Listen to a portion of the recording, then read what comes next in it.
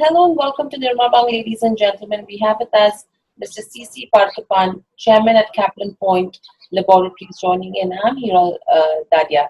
Welcome to the show, Mr. Parthapan. My first question coming to you is, in spite of the kind of difficulties that we have been facing on the back of COVID-19, the performance in terms of Q4FY20 earnings is pretty okay, at least in terms of where the top line goes. Uh, one aspect that we note over here is with regards to where the margins are concerned, where you've clearly even indicated that there have been some export items which were exported at zero margin to key markets. If you could just help us understand overall from the numbers, what has been the exact impact of COVID-19 in in the fourth quarter? Okay. Our business, the main thing is actually because of the business model differentiation. If you look at companies of our size, they go and appoint the importer and then come back, and business goes, especially the export business goes through the importer. Whereas we have an end-to-end business model mainly in Latin America, where we not only manufacture and export, we also control the import, distribution and the last mile through our subsidiaries. Hence our profitability is good. And the recent dip is because of a social good that we have to do.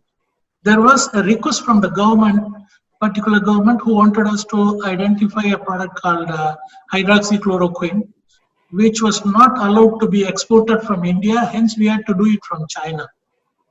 So we didn't keep any margin in that particular product. Just to create a goodwill, we did this. In the process, we got a reward in the form of a $5 million order from the tender. So the thing which we have done in the form of a social good, as I told you, has also helped us in the long run. And then the biggest advantage that we see today in our business is a supply side advantage. Most of the companies, when they are not in a position to keep the goods closer to the customer, we have goods worth of 240 to 50 crores in our warehouse through subsidiary companies in Latin America. That's one of the major advantages which we have created. And we have been in this market for the last 15 to 16 years. As a result, our quality is very well known to the customer, and we supply at an affordable price. Why we say it's an affordable price is because of the fact that we have removed the intermediaries. If the quality is no good, we would not have survived for the last 15, 16 years. And the third issue is, we have been registering our products for the last 15, 16 years. As of now, we have around 300 to 400 products in all these geographies, smaller geographies where we are today. And finally, we have been very consistent in supplying the products. If you are only exporting to the importer, we would not have actually supplied on a consistent basis. As we have our own model in the form of stock and sale, the products are again available actually in our warehouses. I told you before, it helps the customer to come and buy the medicine, and they understand the quality. If the quality is no good, they'll return the goods. They also know the prices are good because currently there is nothing in the form of API manufacturer in countries where we operate in Latin America. They have to depend on India or China. And during COVID disruption, they have not been in a position to get the API. With the result, we become almost like a near monopoly to sell our products with better margin and cash flows now. And the other issue is, I hope you would agree with me, prescription business is affected mainly because of the clinics which have not been working, not only in India, also all over the world. And whereas the shops remains open. The shops actually is the source for generic business. Generic business has not been affected. On the contrary, it has actually increased to people who have a differentiated business model. So these are the factors that really helps our business without any hindrance in the present and future too. Right.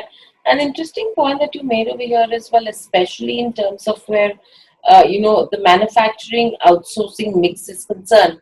To my understanding, almost 40% of the products are produced in-house, whereas 60% of the products for Kaplan Point are outsourced from partners in India as well as China. Now, taking COVID-19 disruption into consideration, have supplies from China been impacted? That's number one. And number two, I did understand that HCQ was something that you directly exported from China. So how does that entire supply chain work then? Yeah. Compared to other companies, what we do from China is not the import of API, is the export Mm. of formulation from China to South America. Okay. Since we have a front-end presence in South America, we have decided to go for actually our contract manufacturing in China for products such as penicillin and other products which are cheaper compared to India. That has created an advantage to us. Second, we have been doing business with these companies for the last 10 to 15 years. And they know us, we know them.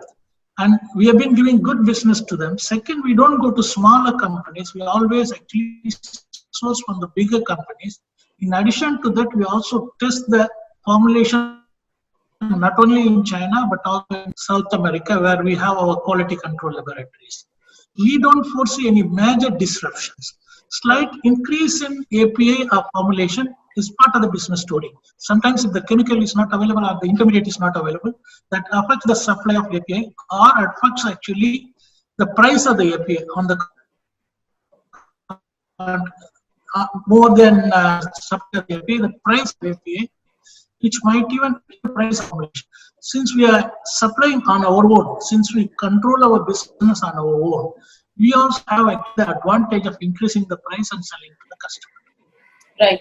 So right now, by Yes, how much have you seen prices go up? very, very negligible, except in 2 or 3 products. Very negligible. For Okay. us, because as I told you, we have been exporting the formulation. We are not importing the API from China. At the time, what I have found actually, this price increase or price fluctuation happens because of the middleman. Mm. Even if the API is available with the manufacturer, they always have actually an intending agent or an importing agent in all these countries. The importing agents are mostly traders. In the normal circumstances, their margins are low. This is the time for them to make money. Hence, they also increase the prices to some extent for commerce. Right. So now, if you have to see, I mean, the lockdown period was mainly with regards to where COVID-19 was in the first quarter of FY21, which is now spilling over into the second quarter. So first half of FY21 is something which is going to be cumbersome for all industries across, though there is insulation that comes in for the healthcare space. Are we expecting similar kind of performance that we saw in the fourth quarter to continue in the first half of FY21, or do you expect better growth in terms of top line as well as bottom line and in terms of the margin profile as well? Okay. To start with, I would like to say that we will maintain actually the same kind of growth. And I will also tell you, what are the 2 most important things at this juncture. Is the COVID discipline, as you know well, for people's safety, and then cash flow positive for business continuity. There is no machine to dream or discipline people. This has to be done by people, especially the promoters and professionals who are at the helm of the affairs of the company. What we have done in our company, I would like to convey here. We created a team of 10 with the head actually in all our establishments for COVID discipline. Here, 2 things which are very important. We have decided to reward the behavior which is good in nature, and we'll also not actually tolerate the casual characters. This is not the time for us to forget and forgive actually the disobedient minds. With the result, what we have found, there is a slight change. I can't say 100% it has happened overnight because this is a culture. We have to build an hybrid culture. We are in the process. The only way is to actually motivate them by giving some incentives. And then what we do currently, like any other company, we also give face mask and disinfectant not only to their family, but also to their not only to the employees, but also to their families. On top of it, we conduct Zoom video meetings to teach them, coach them, and monitor them the most important disciplines, the 3 important actually specialized disciplines which you also know. So we are very sure the most important one in the form of this discipline over a period of time, it will be built. Because in pharma, what is important, as you know well, is integrity and quality. The additional qualities which are needed is the discipline of COVID discipline. So this is one important thing. Second, because of the business model, I'm very sure it will continue to do well. The reason being, when others are not in a position to export goods because of the API issues or the logistical challenge, we have our goods which is very closer to the customer. The two in the form of 300 to 400 products, which are in line with WHO's essential medicine list. So we're very confident that we are comfortable and we will continue to do business well in the future also. Right. So with this, I mean, if we go back to the previous years as well, FY19 itself, we've seen gross profit margins of say 55.5%, EBITDA margins of almost 37.5%, and that has been a good year for the company.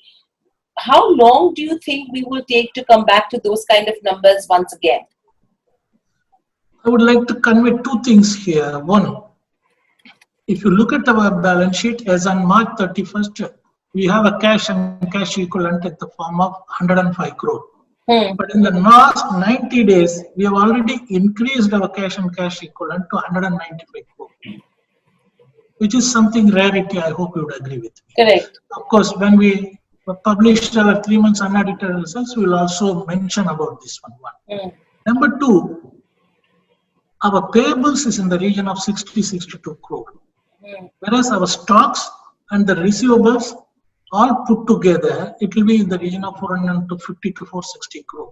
Which means, if you deduct these receivables, we have paid goods and receivables to the tune of 400 crore. With the kind of business model that we have, we will not have any cash flow challenges. That is for sure. That's what I would like to convey here. Right.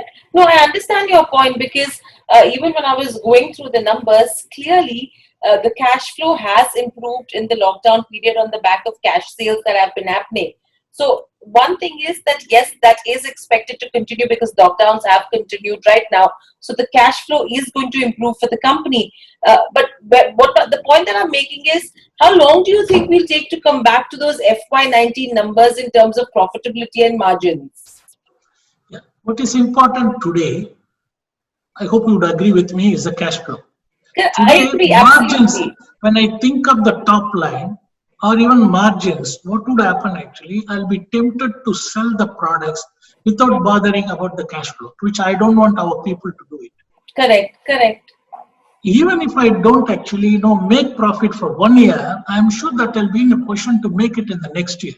But what is important is, if I can increase my deposits to many-fold in the next 2 years, I can even go for an inorganic growth in the form of acquiring a company and increase the top line and bottom line. Correct. So the focus is the focus will always be on cash flow positive. Absolutely. That's what you would also see in the years, in the months to come. That's a very interesting point, Mr. Parth, that you made right now as well, that the focus of the company right now is going to be to continue to remain cash flow positive. Yes, we're not really giving up to that extent in terms of margins and profitability, but break even and cash flow positive is going to be the core perspective that we're going to look at. And with this, tell me one thing, another aspect is with regards to the B2B e-commerce website that has come in as well. How much is that helping in terms of sales? Yeah, it really started helping now, because when people are not mobile to the interiors of various places, we are in a position to do the business through our 10x. But over a period of time, we are sure that it will be in a position to do very well. It's happening in the form of actually like $300,000-$400,000 business per month, which is not huge, but is going to go in such a way that will increase our business over a period of time. Right. And with this, if you could just help me understand with regards to exports as well as the domestic sales that are happening in India, are we expecting the revenue mix to change anywhere? We don't do any business in India. Total business is exports only. Are you talking about the outsourcing in India, or are you talking about the outsourcing bit in India? Outsourcing business is based on the products. Now, what we do now, we will be focusing more on products which are critical and reduce the non-critical and low-margin products. Okay. And we are also planning to construct our API factory, which will take 1.5 years to complete. After that, we may even go for some of the products which may not be critical, But again, the customer insists for those products because with that product, they'll be able to sell all other products. For example, if the product is like ibuprofen, and most of the companies, they don't make money. But again, the customer is in need of that product. What we are planning is we want to go for the API for that one. But also for APIs of our own products, which we have filed or which are about to file in US markets. Right. So these are things which will help. Coming to outsourcing of generic products, plain vanilla generic will continue. High tech and products which are very complex will be manufactured in our own facilities, as we don't want our know-how to be actually spilled to others. Today we are in a position to do it because of our R&D strength. Today we have 3 formulation R&Ds, 2 for injectables, 1 for actually OSD. We also have 2 API R&D. In addition to that, we have a CRO. So we are like any other good company which is in the process of growing. We have our own backward integration. We have the R&D. We have facilities which are in line with international standards. So there is nothing in the form of that we have to focus more and more on outsourcing. But outsourcing will continue, as I told you, for plain vanilla generics, not for high-tech products. Right. And with regards to the geographical distribution as well, again, as we know, emerging markets is majority of the revenues, Latin America as well as Africa, if we look at. Now, with this, how are the markets responding right now, if you see in terms of where impact of COVID-19 goes? Yeah. Markets, as I told you, actually, for us, we don't find any major challenge because of COVID, except, of course, few things which we don't know: who will fall sick, how far it is going to affect the health of our people. That's one thing, which is not easy to say at this juncture. Number 2, in addition to the smaller markets, we have already started registering products in the bigger geographies of South America. That's where you have big business in the form of tender and private markets. So that work is going on. And then in addition to that, we are also increasing our filing for US market. So in 2 to 3 years from now, I'm sure it will become a part of actually the companies which are in the process of growing in Latin America and US. Right. And with this, if you have to see revenue by channel, through distribution, it's maximum where you get 70% of your revenues. Pharmacy sales and tender business is again totally around 25 to 30%. Are we expecting a change in terms of where the revenue by channel mix is concerned from here on? Yeah, definitely there will be a change, say 2 years from now, because the bigger geographies in the form of Mexico, Colombia, Chile, Peru, we are in the process of registering the products, which will take 1 year to 2 years, and our business will improve our business, say after 2 years. That's for sure. Until that time, we will maintain the business with an eye on the cash flow. Right. So, how do you expect the channel mix to change? As in, will distributors, revenue by distributors, come down from 70 to what levels are you expecting? And by how much will tender business and pharmacy sales then increase? The exact percentage is very difficult to tell you at this juncture. The distributor business will slowly go down because we are currently in smaller geographies. When we enter into the bigger geography, one tender may even fetch us actually a huge volume. At that point of time, naturally, the institutional business will go up. And what is needed for tender business is 2 things. One is in the form of API support. Other one is the clinical, BBA studies, clinical studies. Both will be in a position we have also. One, of course, we already have. Other one, we already acquired the land. We are going to construct the factory. So we are very sure that will also become a force to reckon with in this part of the world, where the tender business is the mainstay. Right. Another thing is that you have a new target to convert the top line of FY16 into the bottom line of FY22. Taking the current market scenario into consideration, do you think it's going to be an easy task? This is pre-COVID, of course, we said, and we have also handled it. Let me keep my fingers crossed until actually the COVID situation becomes better, in the sense, when the curve actually changes. Now it's not the time for me to commit something in the form of a tall claim. Right. And it was possible at one point of time. We have made it possible. there are two reasons. One is actually this COVID issue. Second, we are also entering into bigger geographies. And these are the geographies, which are not that known to us, although we are very sure because we have all the wherewithal for success. But I don't want to commit something, in the form of when exactly our top line will become bottom line. Right. And overall, any acquisitions in the pipeline in the current financial year? No, we will not actually go for any acquisition at this juncture because the mobility itself is an issue now. Only increase our cash flow. We will go for more and more actually cash accruals in the form of internal accruals will be increased. We'll create a cash chest. Then we'll think of something meaningful and better for future in the form of acquisition. Right. And currently, if we see in terms of the US market as well, almost the market size of the products that have got approval or are under approval is almost around $700 million. How much do you think will you be able to realize out of this in the next 2 years? Yes, $700 million, at least 10% of it. 8 to 10% is the minimum actually. Wherever we enter contract with our front-end partners, they give us a guarantee of 8 to 10%. Some they go actually above 8 10%, some they remain at 8%. If they don't reach it, then we also have the opportunity to go for other people. Their exclusivity will become non-exclusivity. So we are very sure we can guarantee a business, or we can guarantee to get actually a business. We are guaranteed to get a business of 8 to 10%. Right. And we've also, said that the total market opportunity for Kaplan Point in the near future is around $2.7 billion, wherein, the pipeline which is to be filed is almost around $2 billion.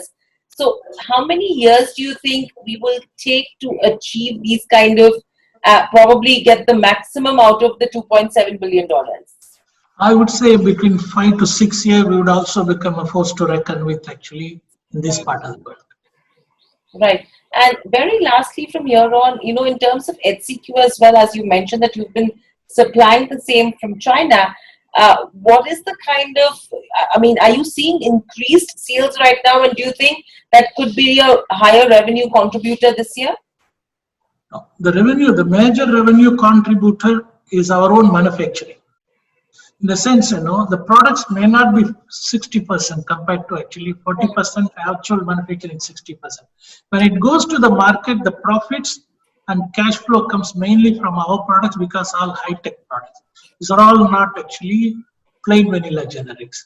For the common product for which you don't need in the form of any R&D, we actually manufacture it not only in India but also in China. So the focus will be more on our own products.